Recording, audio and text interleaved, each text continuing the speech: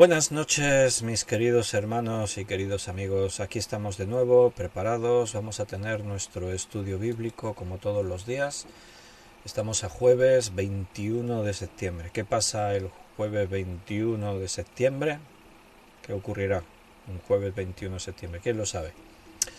Vamos a hacer una oración. Le vamos a pedir al Señor que Él nos guíe y nos vamos a poner con el estudio personajes de la Biblia. Vamos a continuar hablando de Silvano, o para los amigos, Silvas.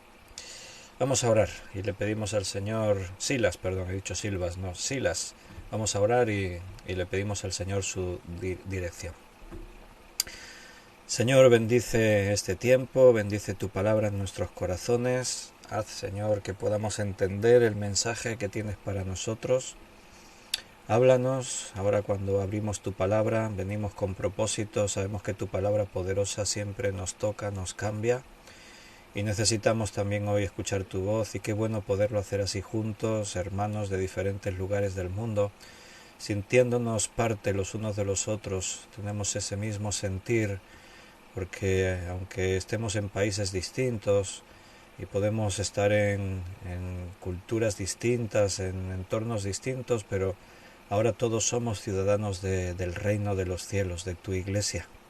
Por eso, Señor, háblanos y guíanos, que todo lo que podamos hacer y decir en este tiempo venga de ti, nos llene, nos cambie. Gracias, Señor, porque sabemos que estás con nosotros.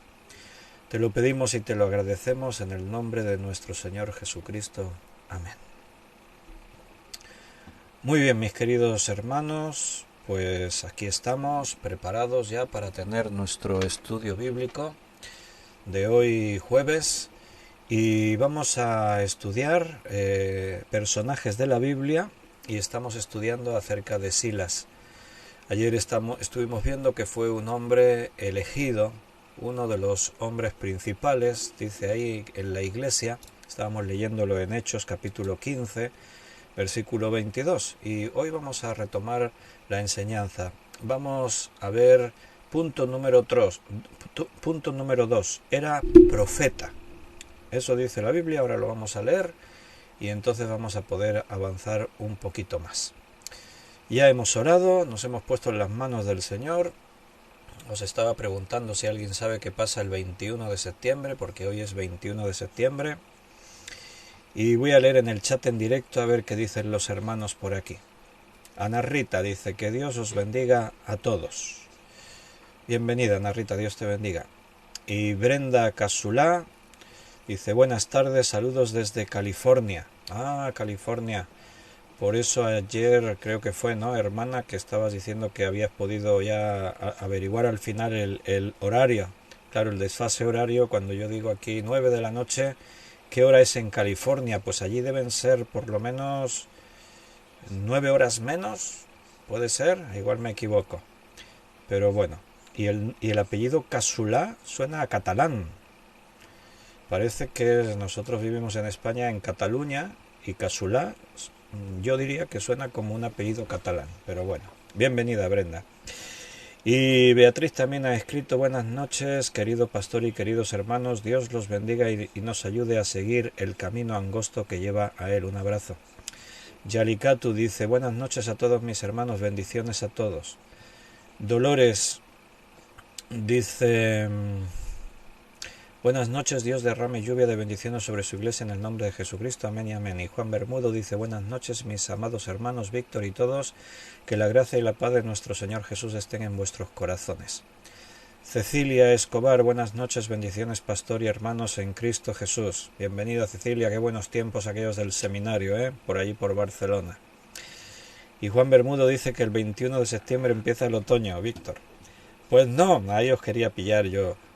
Pues el otoño empieza el 23 de este mes. Esa es la fecha que han fijado los expertos para el cambio de otoño. Yo digo, alguno va a decir que entra el otoño el 21 y Juan lo ha dicho. Es que a veces pensamos en el 21, pero no, ahora entra el otoño 23 de septiembre, o sea el sábado, y hasta el 21 de diciembre que entrará el invierno.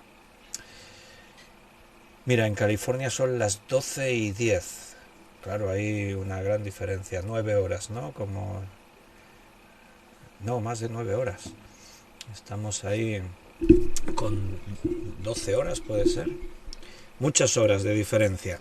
Nosotros estamos 9 de la noche y en California están ya allí es más pronto 12:10.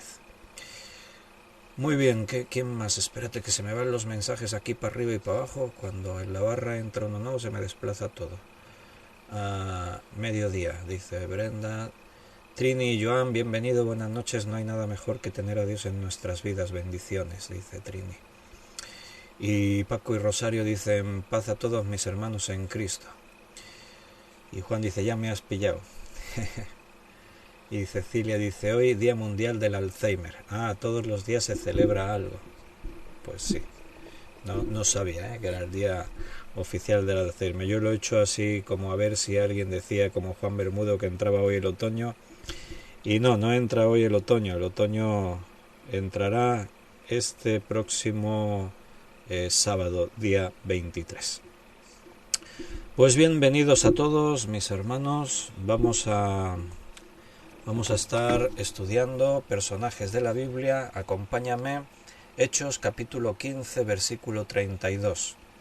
Hechos 15:32 dice, y Judas y Silas, seguimos donde ayer habíamos leído en el versículo 22, que dice que escogieron unánimemente los apóstoles, los ancianos y toda la iglesia a estos dos varones, a Judas, que tenía por sobrenombre Barsabás, y a Silas. Y ahora dice en el versículo 22 que Judas y Silas, como ellos también eran profetas, consolaron y confirmaron a los hermanos con abundancia de palabras. Muy bien.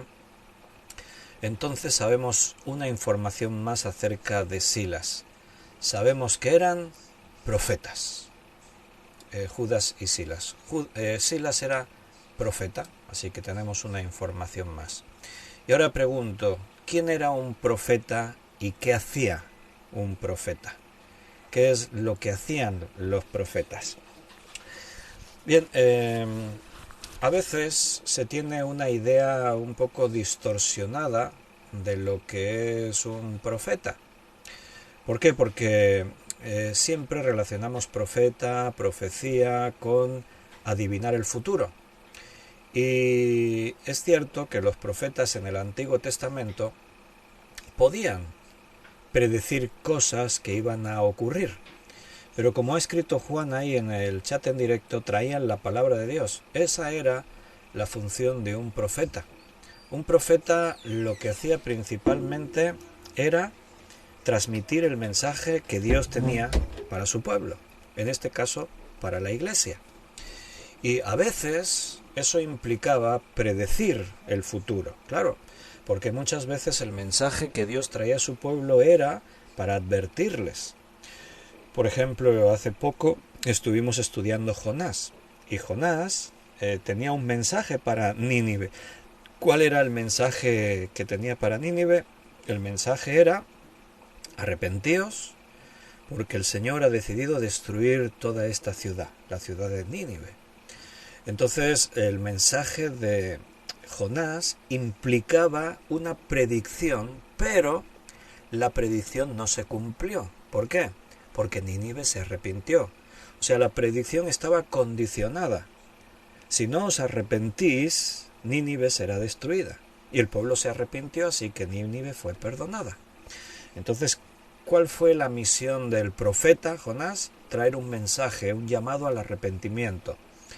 Este era el principal mensaje del profeta. Arrepentíos y volveos a mí. Y el Señor anunciaba las cosas que iban a ocurrir. Si no, vuestros enemigos os llevarán cautivos. Y como el pueblo no se arrepentía, pues esa profecía se cumplía. Entonces tenemos que tener claro esto y diferenciar, porque en la iglesia actualmente a veces aparece esto distorsionado, ¿no? Y se presenta a un hermano como, y tenemos aquí al profeta tal, y se anuncia ahí al profeta, y el profeta básicamente ¿qué hace? Predecir algo del futuro. Y dice el Señor que en este lugar ocurrirá no sé qué, o hermano, tengo una profecía para ti, o tengo que decirte a ti, y siempre quieren relacionar todo eso. Y recuerda, la profecía no tiene por qué estar adivinando el futuro. La profecía, el mensaje del profeta, era traer la palabra de Dios a los hombres. Y aquí, precisamente en este versículo, nos explica pues qué es lo que hacía un profeta. ¿Te has dado cuenta? Dice, y Judas y Silas, como ellos también eran profetas, ¿qué hicieron? Consolaron y afirmaron a los hermanos con abundancia de palabras. Lo que hacía el profeta era predicar la palabra, traer mensaje de consuelo, de advertencia, de enseñanza, de corrección. Entonces, Judas y Silas fueron escogidos para que fuesen por las iglesias y fuesen principalmente las iglesias de los gentiles que están en Antioquía, en Siria, en Cilicia, o sea, los hermanos que estaban en diferentes iglesias que eran gentiles y a los que se les estaba tratando de imponer cargas como la circuncisión y otras cosas de la ley. Entonces, pues ahí estaban ahora estos hermanos diciéndoles, mira, la iglesia se ha reunido, hemos hablado, hemos buscado la dirección del Espíritu Santo y hemos entendido y nos ha parecido bien a todos los hermanos, los apóstoles, los ancianos, con toda la iglesia, lo que el Espíritu Santo nos ha dicho. Jacobo ha sido usado por el Espíritu Santo, nos ha citado la Escritura y entendemos que no se os tiene que imponer ninguna carga. Así que no permitáis que ninguno os inquieten diciendo que para ser salvos os tenéis que circuncidar y tenéis que guardar las fiestas y tenéis que hacer todos estos rituales. Y no solo eso, no solamente trajeron ese mensaje, sino que parece que pasaron un tiempo allí, dice aquí en este texto, y al final fueron despedidos en paz. Si quieres leemos hasta el versículo 35, dice, y pasando algún tiempo allí, fueron despedidos en paz por los hermanos para volver a aquellos que los habían enviado. Mas a Silas le pareció bien el quedarse allí. Y Pablo y Bernabé continuaron en Antioquía, enseñando la palabra del Señor y anunciando el Evangelio a los otros muchos. Silas aún se quedó un poco más en estas iglesias de Antioquía. Entonces, ¿cuál era la misión de un profeta? Traer la palabra de Dios al pueblo. En este caso, los gentiles, la palabra que necesitaban escuchar era una palabra, lo hemos leído ahí, de consuelo. Dice que trajeron esa palabra de consuelo, consolaron y afirmaron a los hermanos con abundancia de palabras. Era una palabra para consolarles y para que se sintiesen seguros en la fe, afirmarles, confirmarles, que no dudasen de su salvación. Porque claro, si tú has creído en Jesús y quien te predicó dice, ahora que has creído eres salvo, pero después viene un grupo de otros supuestos hermanos y te dicen, no, pero para salvarte tienes que circuncidarte, si no, no eres salvo.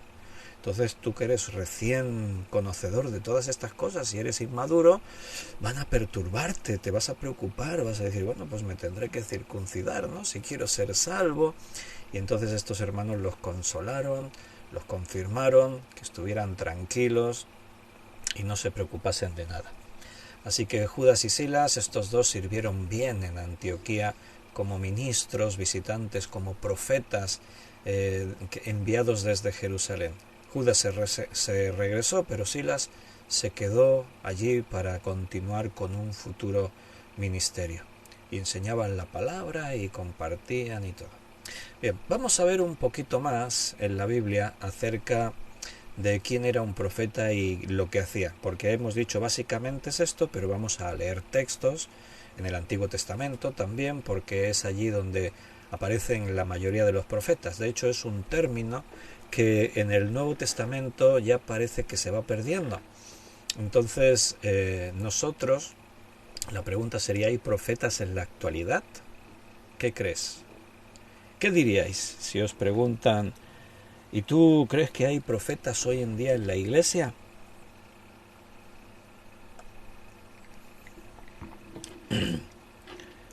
He dejado unos segundos por si alguien quiere escribir, pero yo ya voy hablando. Sí, hay profetas, pero no en el sentido que antes os estaba diciendo. Hoy en día se levantan falsos ministerios en las iglesias. Hay supuestos apóstoles y profetas y gente por ahí que hacen lo que la Escritura no dice que hagan. Mira, Brenda dice, no hay si quieren adivinar el futuro. Exacto. el profeta, hoy en día no utilizamos ese nombre, se perdió por el camino, precisamente por eso, porque creaba confusión. Y utilizamos la palabra predicador. Predicador sería el sustituto de profeta. Os voy a hacer una pregunta. ¿Creéis que un predicador podría predecir el futuro? ¿Qué os parece? Bueno, si Dios nos quiere revelar algo que aún no ha sucedido y nos lo revela, puede ser. Puede ser que podríamos decir, pues mira, sí, en el momento que Dios revele algo que aún no ha sucedido, eso es predecir el futuro. Pero recuerda, es muy diferente a ese contexto y ese sentido que se le da al profeta. El profeta anunciaba el futuro y predecía. En el Antiguo Testamento había mucho más predicción de futuro. ¿Por qué? Porque Dios advertía al pueblo y además el planteamiento era muy distinto al nuestro ahora en el Nuevo Testamento. En el Antiguo Testamento todo, dice la Escritura, de lo que ocurría allí era sombra de lo que había que venir. O sea que de alguna forma en el Antiguo Testamento estaban mirando hacia el futuro. Nosotros también miramos hacia el futuro y en el Nuevo Testamento hay un libro fundamental de profecía que es Apocalipsis, la revelación, ¿verdad?, de las cosas que aún no han ocurrido. En los Evangelios hay profecía, pero no ya como en el Antiguo Testamento. Las cosas cambiaron, son muy diferentes, porque mucha de la profecía del Antiguo Testamento ya tuvo su cumplimiento en el periodo del Nuevo Testamento. Solamente relacionado con Jesús hay varios cientos de profecías que ya se cumplieron.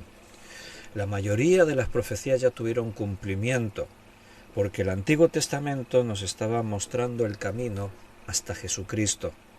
Jesucristo es el centro de la historia, es el centro de la Biblia. Jesús dijo en más de una ocasión: escudriñad las Escrituras porque ellas dan testimonio de mí. Cuando Él resucitó y se apareció a los 2 discípulos que iban por el camino a Emaús, dice que se sentó con ellos y comenzó a mostrarles desde Moisés y pasando por los profetas todo lo que la Escritura decía de Él. Entonces toda la Biblia se centra en Jesús. Su obra en la cruz es la clave de todo. Todos los rituales, todos los sacrificios, todas las leyes rituales del Antiguo Testamento tenían que ver con Cristo y tuvieron cumplimiento en Jesús. Entonces, por eso muchos de los mensajes que se estaban dando en el Antiguo Testamento miraban hacia adelante, apuntaban a lo que ocurriría, y por eso hubo tanta profecía.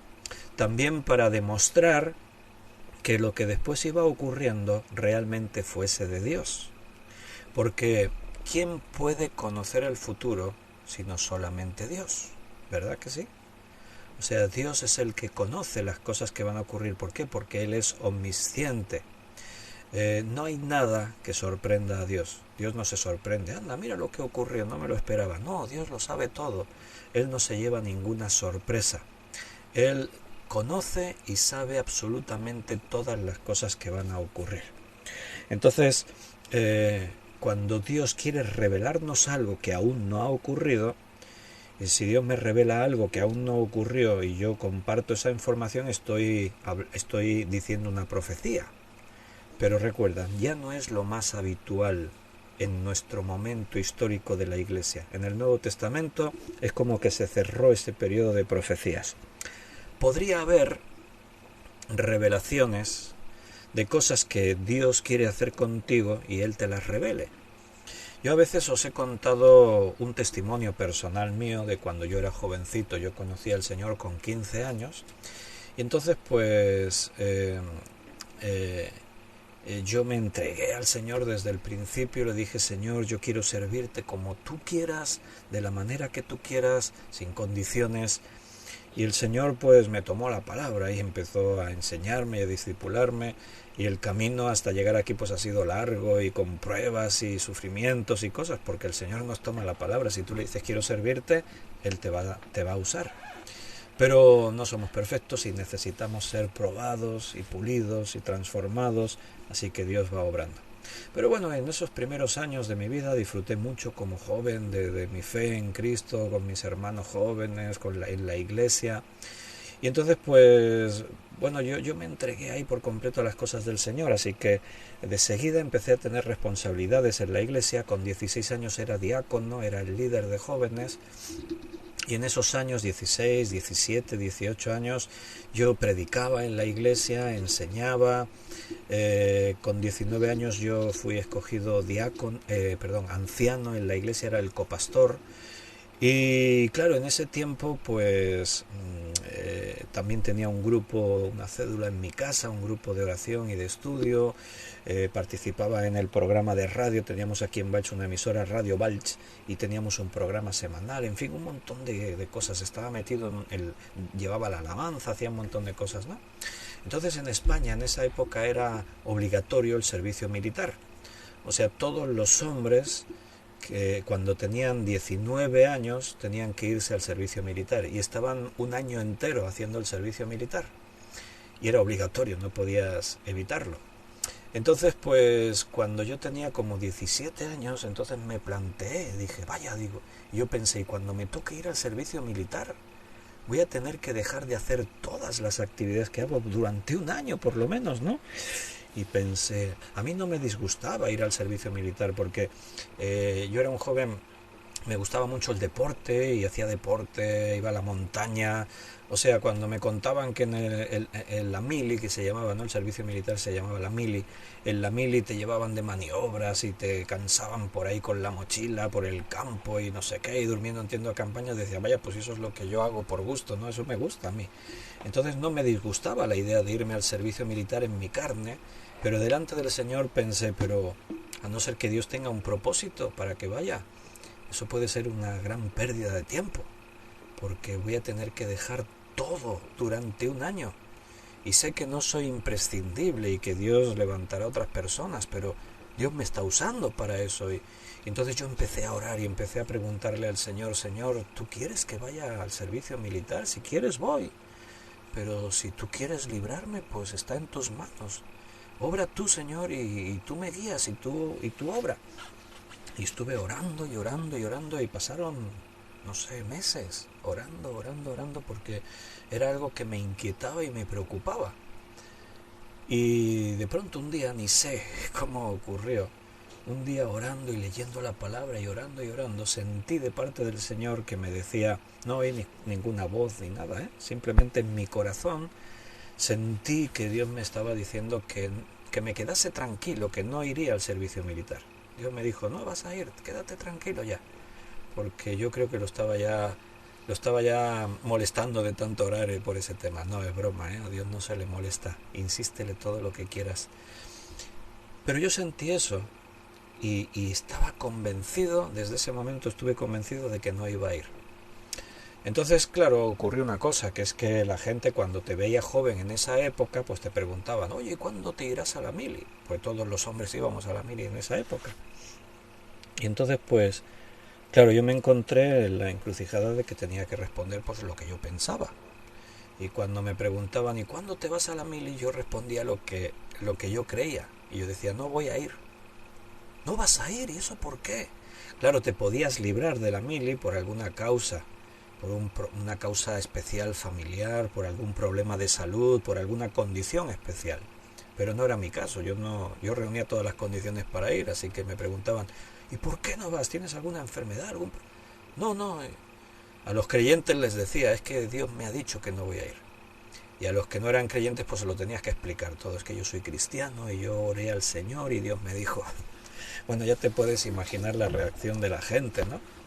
Creyentes y no creyentes, todos se quedaban así como muy sorprendidos.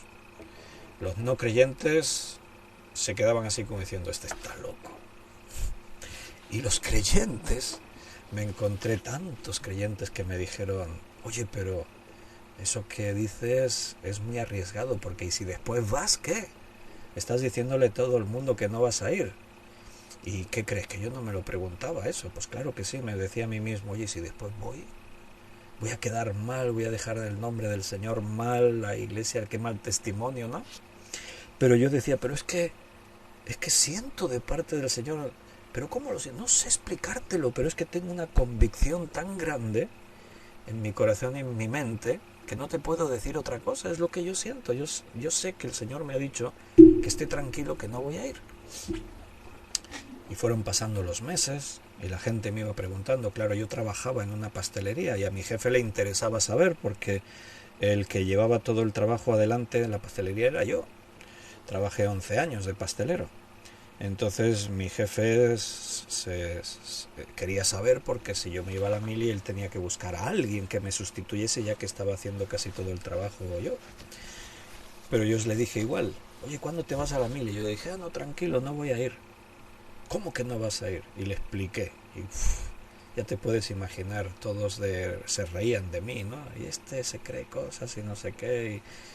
Pero bueno, algo debieron ver de convicción a mí porque mi jefe no buscó un sustituto. No sé qué vieron o no, pero a pesar de que se reían de mí, confiaron en lo que yo había dicho. Me acuerdo que uno de mis líderes espirituales, alguien que fue como mi papá espiritual, ¿no? Que me predicó el evangelio, que me instruyó, que me acompañó.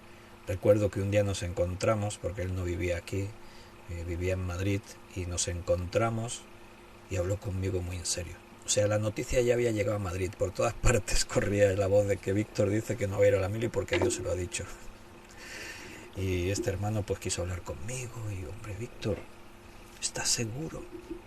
Porque es que todo el mundo se está enterando, como te vayas luego a la mili, ¿qué? Y yo le decía, ¿pero qué crees? Que no me preocupa eso. Pero, hermano, tomé la decisión de creer lo que el Señor me había dicho. Hubo algunos momentos críticos, porque llegué a pensarme, y si después voy, todo esto va a quedar fatal. Y entonces se me ocurrió una gran idea. Pensé, hombre, a lo mejor puedo hacer algo para librarme. Y yo pensé en mi situación familiar en casa. Yo era el único mayor de edad que trabajaba porque mi hermana ya se había casado, estaba fuera de casa. Mi padre estaba jubilado por enfermedad, tenía una paga pequeña. Y entonces yo pensé, quizás porque yo tengo un sueldo y mi padre es jubilado, y fui a la caja de reclutamiento y pregunté y me dijeron sí. Dice, pero no es que te libres de la mili, dice, es que te dan una prórroga. O sea, este año, si tu situación es esta, sí, tú puedes traer toda la documentación que te vamos a pedir y este año no tendrás que ir a la mili, pero el año que viene se revisará tu caso. Si se mantiene igual, ese año tampoco tendrás que venir. Pero si un año a lo mejor pierdes tu trabajo y te quedas en paro, ese año sí tendrás que ir a la mili. Si cambia la situación. Entonces yo pensé, bueno, está bien, pero este año me libro. Así que yo pensé, solucionado. Se arregló todo. Así que ya no me tengo que preocupar más. Cogí los papeles, los rellené, me fui a mi casa, los rellené, los cumplimenté y fui otro día para entregar los papeles.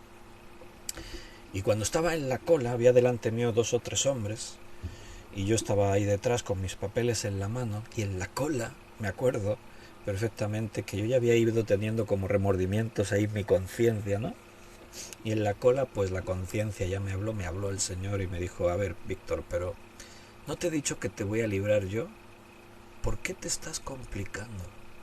Si quizás tu situación cambia y no te vas ahora y te vas dentro de 4 o 5 años a la mili. Déjame el asunto a mí. Yo te dije que te vas a librar. Confía en mí. Y yo ahí en la fila estaba pensando en todo esto y pensé, sí, es verdad. A veces queremos ayudar a Dios cuando Dios nos dice algo. Y entonces dije, Señor, perdóname, es cierto. Gracias por haberme mostrado a tiempo. Y cogí los papeles, los rompí, los tiré en una papelera que había allí, di la vuelta y me fui para casa. Y desde ese momento determiné que iba a creer lo que Dios me había dicho. Así que lo fui diciendo a todos y ya sin dudar, descansé totalmente en el Señor. Oraba y descansé totalmente en el Señor. Claro, todo esto piensa que fue un proceso que duró más de un año, desde que yo dije no voy a la mili hasta que... Claro, yo me preocupé, digo, ¿y cómo me libraré? Era mi preocupación, ¿y cómo me libraré de la mili?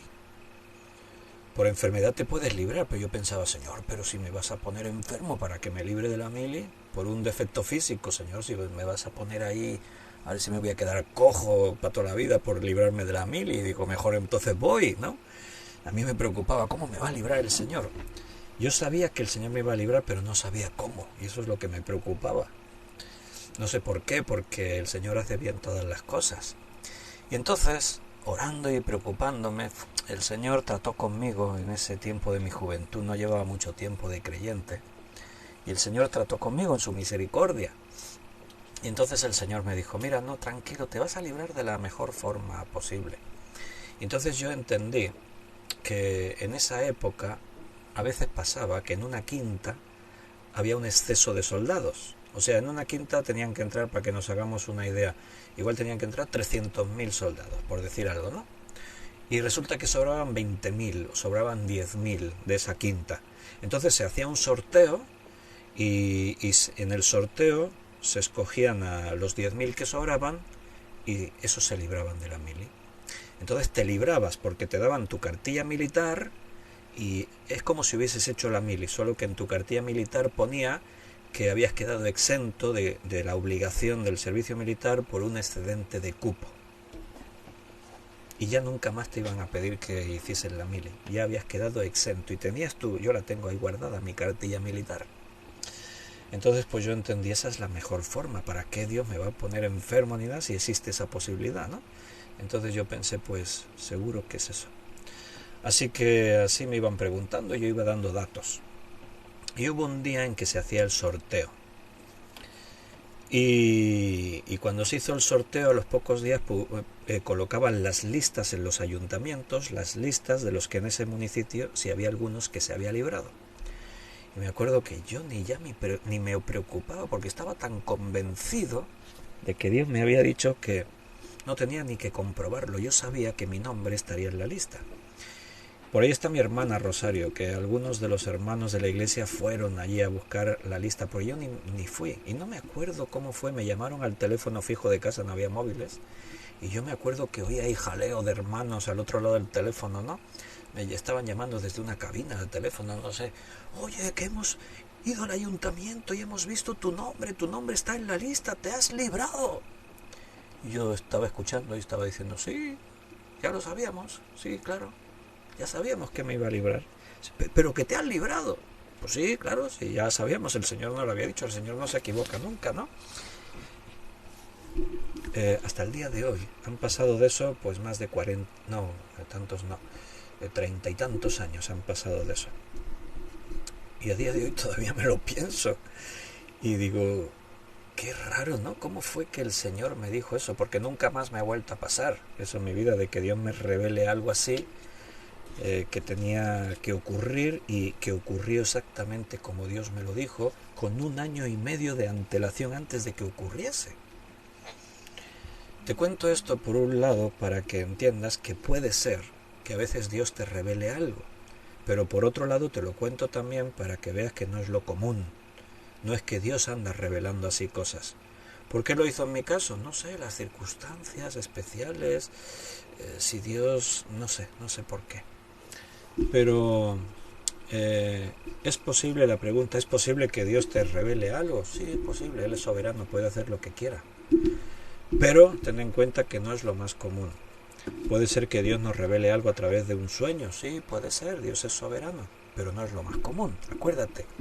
Quiero decir esto para que tengas cuidado, porque sería muy peligroso que orientemos nuestra vida en base a revelaciones, a sueños, profecías. Es peligroso. ¿Por qué?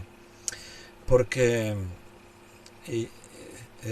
aunque Dios tiene el poder para revelarnos cosas, no es lo más común. ¿Por qué?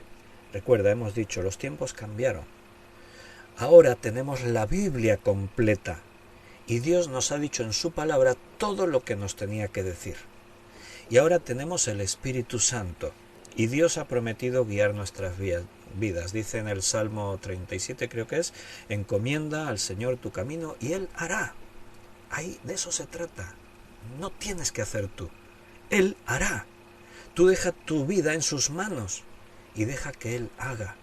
Y el Señor abre puertas, cierra puertas, el Señor te lleva, pone personas en tu camino, el Señor te guía donde tiene que ir. ¿Por qué Dios no suele hacer más lo de revelarnos el futuro y la profecía? porque eso es peligroso, porque es muy fácil acostumbrarnos a eso y querer saber. Señor, es que me gustaría saber, es que yo quiero. ¿Te has fijado la gente del mundo? ¿Cómo les gusta intentar conocer el futuro? De ahí que es un negocio muy lucrativo, a los que se dedican a la adivinación, la quiromancia, el tarot, la bola de cristal, los pozos del café.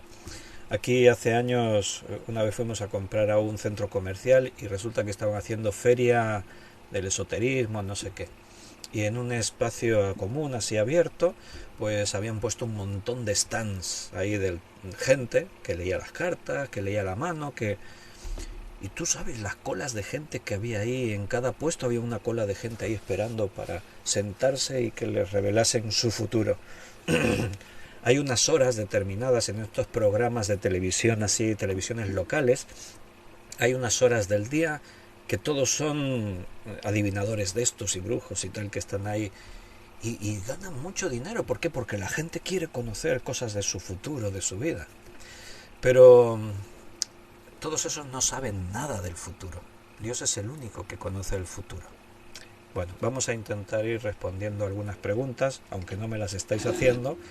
Ya sabéis que el chat en directo está abierto, yo lo estoy viendo aquí delante de mi pantalla, y si alguna vez durante los estudios tenéis una pregunta la podéis hacer, y si me despisto y no alcanzo a verla, yo después leo y me doy cuenta, pero si no, en directo yo respondo, ¿vale?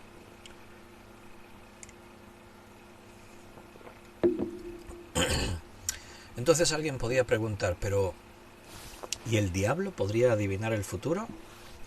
Eh, Adivinar el futuro no, pero evidentemente el diablo está en un plano distinto al nuestro y puede conocer cosas que nosotros no conocemos. Entonces el diablo, dice la escritura, que es padre de mentira. Entonces nos puede engañar, porque sabe cosas que nosotros no sabemos. Él ve cosas y conoce cosas que para nosotros son desconocidas. Y entonces si él revela algo que sabe y después ocurre, parece que adivinó, pero no adivinó, simplemente tenía una información que tú y yo no teníamos. Por ejemplo, piensa en el caso de Job, por ejemplo. El Señor le dice a Satanás: ¿has considerado a mi siervo Job, varón perfecto y justo, tal, tal, tal? Y entonces Satanás dice: bueno, él es tan bueno porque todo le va genial, es rico, todo le va bien. Pero si las cosas le fueran mal, ya veríamos si era justo.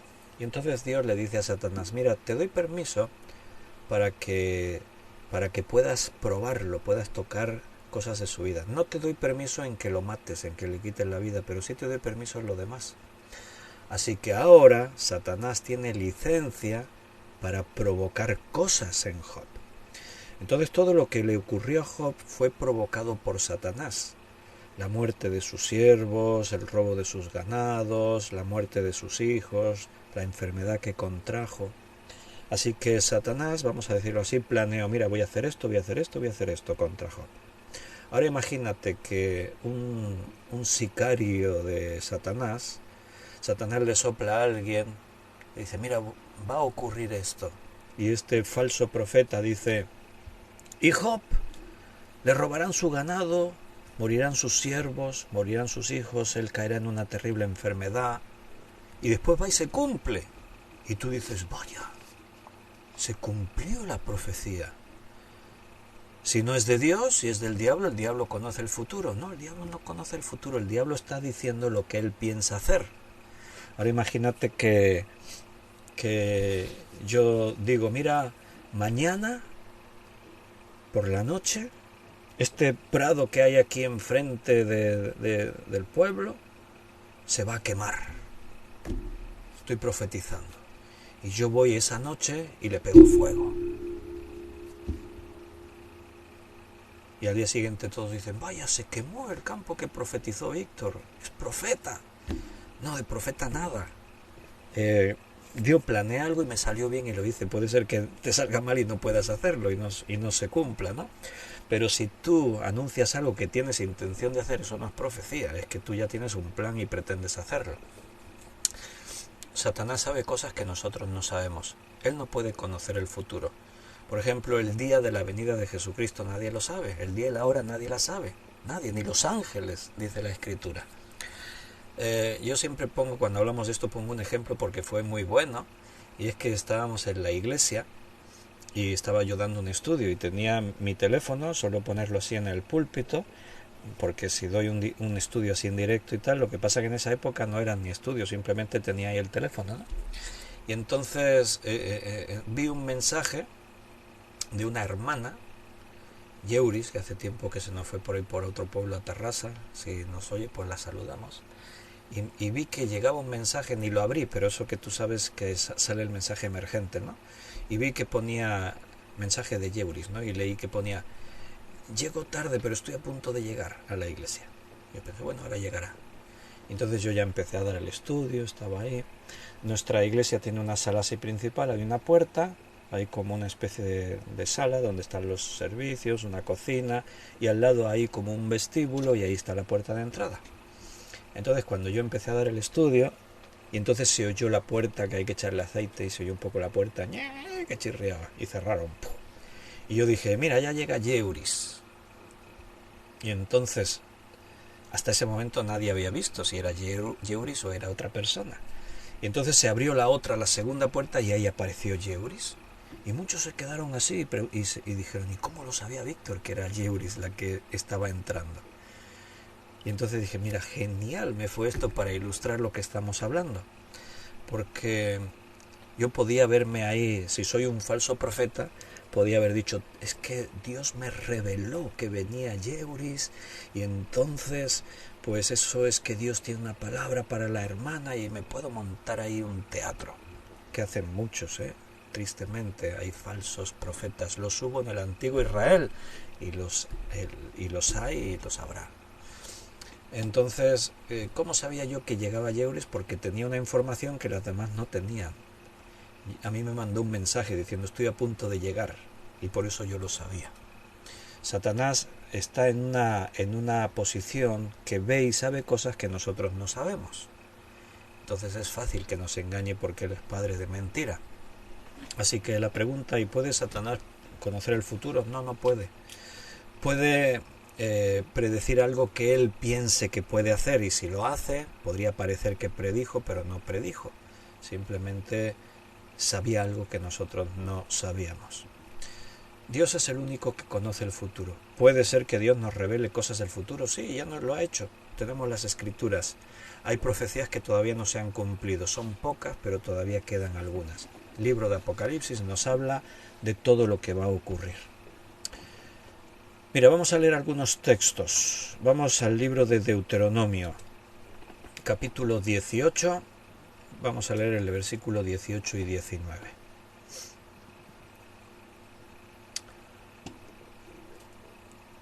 Ya sabéis que Moisés era un profeta, ¿verdad? Y tenemos 5 libros que él escribió. Además de Moisés, que escribió el Pentateuco, y él era profeta, tenemos 5 libros más de los profetas mayores: Isaías, Jeremías, Lamentaciones, Ezequiel y Daniel. Y después tenemos 12 libros más de lo que se llaman profetas menores: Oseas, Joel, Amós, Abdías, Jonás, Miqueas, Nahum, Habacuc, Sofonías, Zacarías, Malaquías, me dejé uno, Ageo fue el que me dejé. Bueno. Entonces la Biblia, la palabra de Dios, decimos, es la palabra de Dios. Piensa que la mayoría de los escritores fueron profetas, escribieron profecía, pero la profecía, recuerda, no es solo predecir el futuro. Contenía algunas predicciones de futuro, pero era el mensaje de Dios para su pueblo y para nosotros, porque la Biblia quedó escrita para nosotros. Y mira cómo dice ahí. Ahora respondo, Brenda, a tu pregunta, ya la he leído, ahora respondo. Mira lo que dice en Deuteronomio 18, 18 y 19. Profeta les levantaré en medio de sus hermanos como tú, Moisés, y pondré mis palabras en su boca, y él les hablará todo lo que yo le mandare. Mas a cualquiera que no oyere mis palabras, que él hablare en mi nombre, yo le pediré cuenta. ¿Cuál era la misión del profeta en el Antiguo Testamento? Traer el mensaje de Dios a los hombres. Ese mensaje era muy variado. de exhortación, de enseñanza, de reprensión, de profecía, podía ser predecir algo del futuro. Pero el profeta, su misión no era predecir cosas que iban a ocurrir, no, era traer la palabra de Dios a los hombres. Se voy a levantar hermanos como tú, Moisés, que eres profeta, como tú, para que traigan mis palabras al pueblo. Dice en el versículo 20, el profeta que tuviere la presunción de hablar en mi nombre, a quien yo le haya mandado hablar o que hablar en nombre de dioses ajenos, el tal profeta morirá. Si alguno decía, el Señor dice, ese tiene que morir. A mí me preocupa, me da temor por esos que se levantan hoy en día diciendo, soy profeta de Dios, y tenemos aquí al profeta no sé quién, y viene ahí el profeta, y el Señor dice que en esta ciudad Él os ha escogido para que va a hacer grandes cosas sobre vosotros, y Él os ha llamado en esta ciudad, tenéis la exclusiva de parte de Dios. Y así le profetiza a esta iglesia. Al mes lo invitan a otra iglesia de la misma ciudad y les dice la misma profecía. El Señor dice que vosotros sois los elegidos en esta ciudad. Y claro, los que están allí están diciendo, qué bonito, el Señor nos ha elegido. Normalmente el profeta de hoy en día viene a traer profecías que contentan el oído de los oyentes. ¿Sabes por qué? A ver quién lo sabe.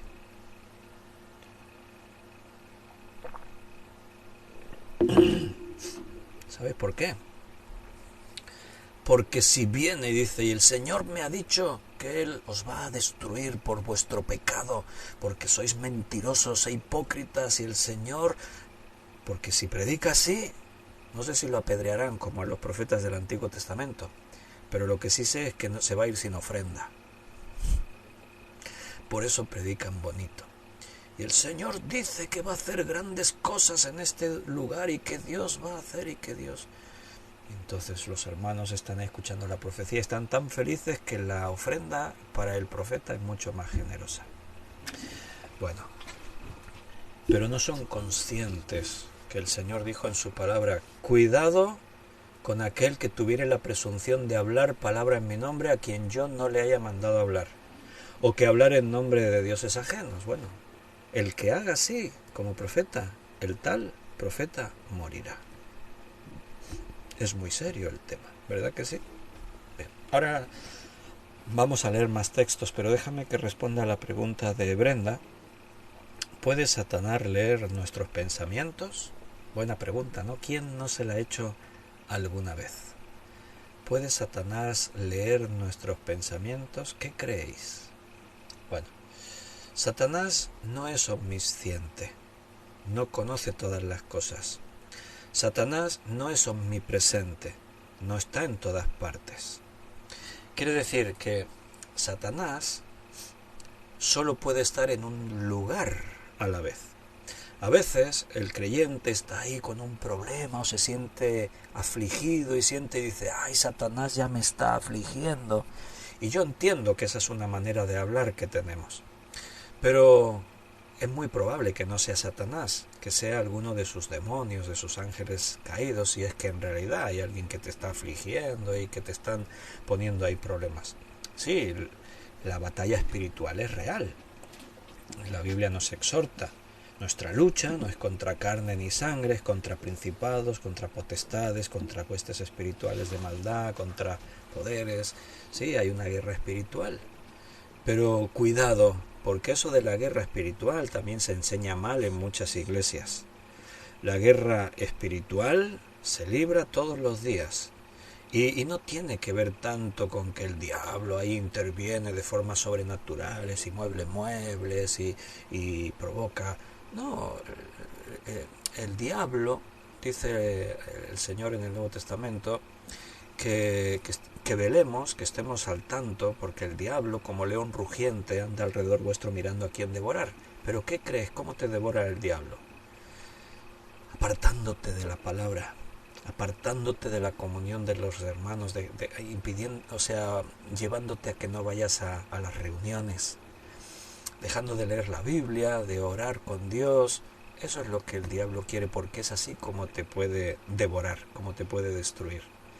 de otra manera no puede, es imposible, porque si tú le perteneces a Dios, el diablo no puede tomar nada de la mano de Dios, porque la Biblia dice que tú estás en su mano. El diablo no puede tomar nada de la mano de Dios que Dios no quiera. ¿Recuerdas el caso que hemos citado de Job? Satanás tocó la vida de Job, pero bajo la supervisión absoluta de Dios. Y Dios puso los límites. Satanás no puede tocar un cabello de tu cabeza si Dios no lo permite, porque le perteneces a él. Ahora, Satanás trata de influenciar en nosotros, en tus pensamientos. Y recuerda, cuando digo Satanás, Satanás hablo de la obra de Satanás, porque Satanás solo puede estar en un lugar a la vez. ¿En qué lugar del mundo estará ahora Satanás? ¿Quién sabe? Ni idea. Pero cuando cayó del cielo, la Biblia dice que cayó la tercera parte de los ángeles, y no sabemos el número, pero son muchos. Ahí seguramente hablamos de millones de ángeles caídos, de demonios, de espíritus inmundos, que están al servicio de Satanás, porque la Biblia habla de la obra de Satanás como un reino. O sea que hay una jerarquía, hay una organización, hay unos propósitos, es como un reino. Jesús, cuando le acusaron de que por Belcebú echaba fuera a los demonios, dijo que no tiene sentido, ¿no? Satanás echándose a sí mismo. Un reino no puede estar dividido, y ahí explicó que Satanás, si se divide, entonces no sigue el principio de lo que es un reino. Entonces Jesús comparó la obra de Satanás, sus demonios y lo que él es, como un reino. Entonces difícilmente Satanás venga a tratar con tu vida, pero sí que lo hacen los espíritus inmundos, los demonios, eso sí. Pero la batalla espiritual no se libra pisando a Satanás como en algunas iglesias, y pisamos la cabeza de la serpiente y de Satanás, y empiezan a hacer ahí como rituales extraños y cosas raras. Mira, si quieres pelear la batalla espiritual, predica la palabra, predica el evangelio, lleva una vida de oración, reúnete con tus hermanos en la iglesia. Tienes muchos ejemplos, te recuerdo uno de cómo el diablo trata de influenciar en nosotros, ¿no? Jesús le dice a los apóstoles: es necesario que vaya a Jerusalén y que me maten, así resumiendo, ¿no? Es necesario. Y Pedro dice: Señor, no permitas que eso ocurra. ¿Y qué le responde Jesús? Apártate de mí, Satanás, porque me eres de tropiezo. Es Pedro. ¿Por qué le dice apártate de mí, Satanás? Porque fue Satanás el que puso esos pensamientos en Pedro. Entonces, Jesús acaba de decir: es necesario que ocurra esto. O sea, si el Señor dice, ahora imagínate, ¿no? Que el Señor dice: antes de mi venida, Mateo 24, antes de mi venida va a haber guerras, rumores de guerras, hambres, terremotos, pestes, epidemias. Ha habido un corte, pero ya estoy aquí otra vez. Cuando hay un corte yo lo veo en pantalla y me callo. Siempre os digo eso porque ahí rápido Juan escribe: ¿se cortó, Víctor? Sí, ya lo vi. Pero ahí estamos, seguimos. Algunos de estos que estaba diciendo antes diría ahora: Satanás ha hecho que se cortara. No fue Satanás, es el directo, no pasa nada. Entonces, ¿qué ocurrió ahí? Bueno, ocurrió que Jesús dice: es necesario que eso pase, y Pedro dijo: no permitas que pase. El Señor dice: van a pasar estas cosas. Dijo: no os turbéis, es necesario que estas cosas pasen. Ahora tú puedes pedir: Señor, líbranos de lo malo, guárdanos de las tragedias, pero no podemos impedir que haya terremotos, que haya guerras, que haya pestes, porque el Señor nos ha dicho lo que va a pasar. No nos ha dicho puede ser que pase, y si oráis a lo mejor no pasa. No pasa eso. Brenda se ríe, jajaja, yo pensando. Bien, respondo rápido, que estamos ya en tiempo para terminar. ¿Puede Satanás leer nuestros pensamientos? No puede. Ahora, piensa una cosa. Si tú abres puertas en el mundo espiritual, Satanás puede usar esas puertas. Nosotros oramos a Dios. ¿Cómo oramos? En espíritu. La Biblia nos enseña que la oración se produce en el espíritu. O sea, tú en tu voluntad le hablas a Dios. Hay personas que se meten en el mundo espiritual, el espiritismo, y hacen rituales, que si ouijas, que si... y sin darse cuenta abren puertas a lo espiritual. Y Satanás aprovecha cuando se le abre una puerta. Entonces tú audiblemente, en tus pensamientos, Satanás no lee pensamientos. Pero déjame que deje un paréntesis de duda. Igual que tú en tu mente puedes hablarle a Dios, no intentes hablarle al diablo. No te metas en esos temas, porque entras en un terreno peligroso. Pero en cualquier caso, Satanás no puede leer tus pensamientos, solo puede estar en un lugar a la vez. O sea, él ahora mismo ni sabrá que estamos hablando esto, a no ser que algún demonio se lo diga, ¿no? Pero nos da igual, ¿por qué? Porque estamos haciendo lo que el Señor nos pide que hagamos, estamos en su reino y la batalla la estamos librando con las herramientas correctas. ¿Qué estamos usando ahora mismo? La espada del Espíritu, que es la palabra de Dios. Y ante la palabra de Dios el enemigo está vencido, está destruido. Bueno, he tenido al final que resumir un poquito, porque el tema de los profetas está ahí un poco, pero ni mucho menos hemos terminado. El próximo día que volvamos a personajes de la Biblia, a hablar de Silvano, vamos a retomar este punto, porque me quedan por lo menos 3 puntos más de lo que era un profeta y de lo que hacía un profeta. Hemos dicho, lo primero, traía la palabra de Dios al pueblo, Deuteronomio 18, 18 al 20 hemos leído, pero hay más. Pero para el próximo día, que ya es la hora y nos tenemos que despedir. Un abrazo, queridos hermanos, que Dios os bendiga. Si Dios quiere, mañana nos volvemos a ver. Brenda, atención, cuidado, mañana, viernes, 3 horas antes de lo habitual. Si hoy te conectaste a las 12, mañana el estudio, tu horario sería a las 9 de la mañana. Porque mañana en España, la hora de España son las 6 de la tarde. Los viernes siempre será esa hora, de momento, el curso escolar, porque tenemos seminario bíblico de fe y a las 8 tenemos el seminario en nuestra iglesia. Así que el estudio de los viernes, 6 de la tarde, hora de España, hora de California, 9 de la mañana, si no me equivoco. Un abrazo a todos, que Dios os bendiga, que el Señor esté con vosotros y si Dios lo permite, mañana nos vemos.